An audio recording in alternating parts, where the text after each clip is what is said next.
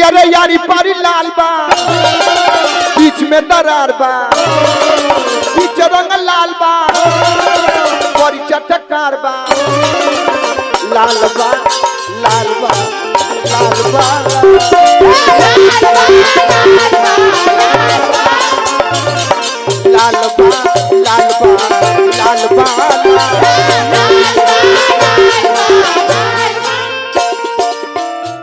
तालो के गीत संगीत निमन से बिगाड़ हो न खयावा देखो बिगाड़ो कैसे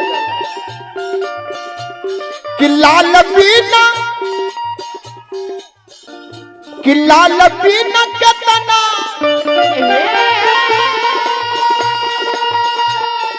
अरे लोगनी अरे निसंतानी हो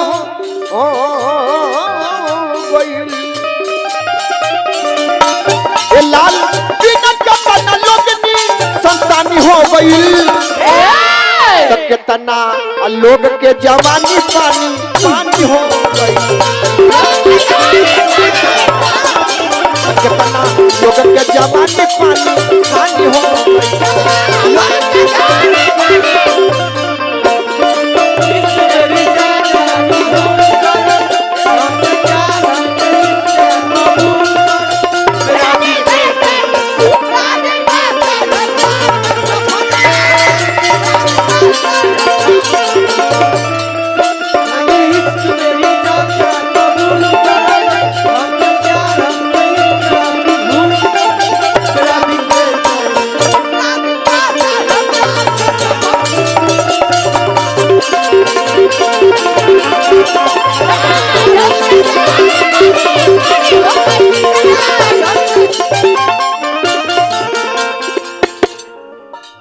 लाल से बजा तारा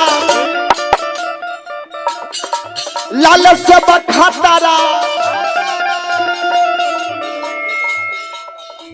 लाल लाल पंडित जी देखिल पातारा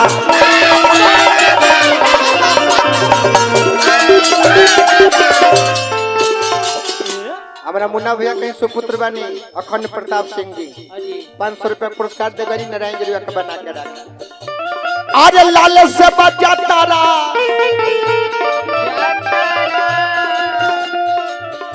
लाल से बखा तारा अरे लाल लाल पंडित जी देखिले पातारा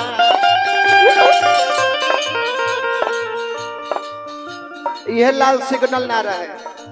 तो राजधानी एक्सीडेंट हो गए कि लाल बिना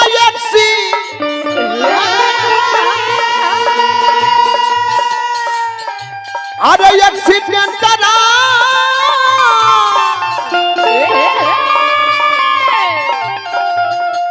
अरे राजधानी हो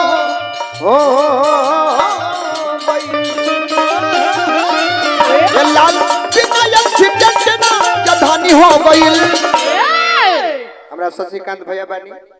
हजारों हजार रुपया पुरस्कार भी दियानी मास्टर भी हैं व्यास भी हैं जाई रहू सब बिजनेस चलो मास्टरियो चले ओही में दाल चाउर बेचत रही अपन बनइयो चले त कितना अरे लोग के जवानी पानी पानी हो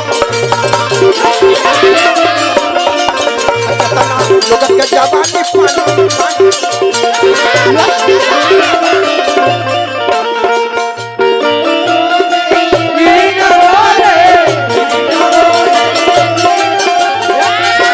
लोगों ने ले लिया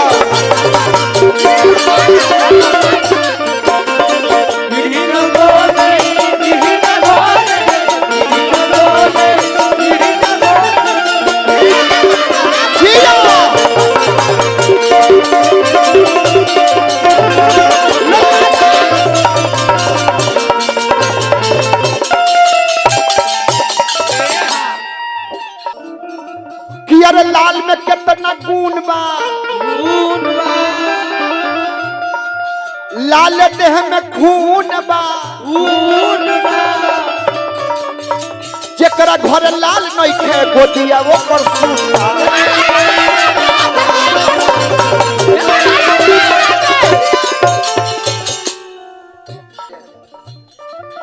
अरे लाल में कितना गुण बा,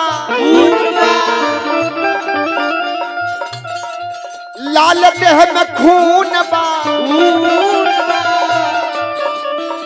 जकरा घर लाल नहीं खे गोदिया वो पर सुना।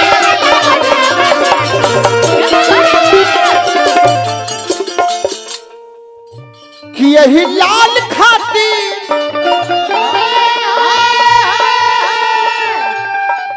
अरे कितना